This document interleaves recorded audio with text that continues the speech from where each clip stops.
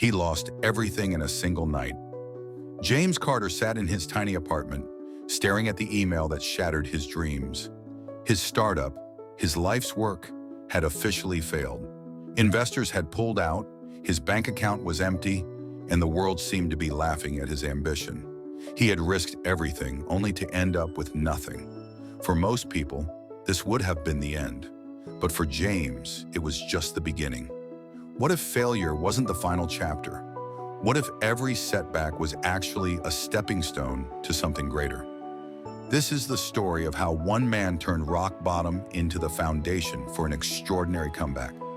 Stay with me, because by the end, you'll see failure in a whole new light. James Carter had always dreamed of building a successful tech startup. He wasn't just passionate about coding, he wanted to create something that would change the world. Fresh out of college, he founded his first company, believing it would be the next big thing in the tech industry. But reality hit hard. His startup failed within a year. Investors pulled out, his product had too many flaws, and James found himself drowning in debt. Friends who once believed in him started questioning his abilities. He felt humiliated and even considered giving up on his dream. Instead of dwelling on failure, James took a different approach. He analyzed every mistake he had made: poor market research, lack of a solid business model, and a weak team. He spent the next 2 years working for a successful tech firm, learning everything he could about leadership, finance, and product development. Then he tried again. This time he was smarter.